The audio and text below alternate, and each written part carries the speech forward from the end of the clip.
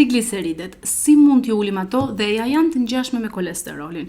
Unë kam postuar shpesh për kolesterolin dhe shumë për jush më kanë shkruar po për trigliceridet, si mund t'ju ulim trigliceridet. Dhe në fakt është një pyetje shumë e rëndësishme sepse jo vetëm kolesteroli, i cili normalisht e meriton gjithë vëmendjen që ka marrë sepse është një faktor rreziku për sëmundjen e zemrës, por dhe trigliceridet janë një faktor rreziku i pavarur nga kolesteroli për sëmundjen e zemrës, prandaj janë dhe shumë të rëndësishme. Trigliceridet janë ndryshe nga kolesteroli, por janë edhe të ngjashme. Të dyja si trigliceridet ashtu dhe kolesteroli transportohen nga mjetet transportit, i quajmë disa grimca, disa lipoproteina. Dhe në këtë formë ato transportohen në gjak.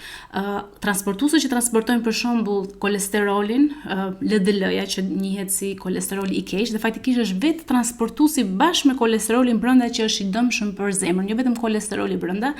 Dhe transportuesët e triglicerideve janë dy lloje në varësi të gjendjes esëll apo mbas ushqimit, por të dy transportuesit, pra si të triglicerideve ashtu dhe të kolesterolit, kanë një targ, dhe targën ashtu si një mjet transporti e kanë të përbashkët A po B, është një protein A po B.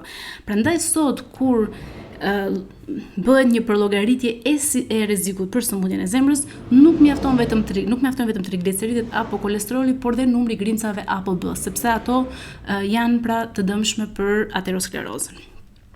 Tani, për sa i përket triglicerideve, statinat që janë medikamentet që ulin kolesterolin sjellin një ulje të vogël, sidomos tek individët që kanë trigliceride shumë të larta, por mekanizmi i tyre bazë nuk është ulja e triglicerideve, por e kolesterolit. Trigliceridet kanë medikamente të tjera, të themi, që në disa raste janë edhe në formën e suplementeve me një dozë të lartë, si për shembull omega 3.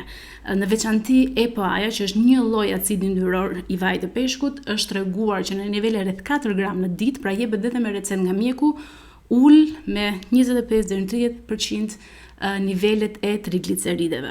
Dhe ul gjithashtu, kjo është shumë e rëndësishme, rrezikun kardiovaskular, sepse të ulësh trigliceridet apo të ulësh kolesterolin, por pa një ulje të rrezikut kardiovaskular nuk është ajo që ne duam. Një medikament tjetër janë dhe fibratet, të cilat gjithashtu jepen për të ulur trigliceridet.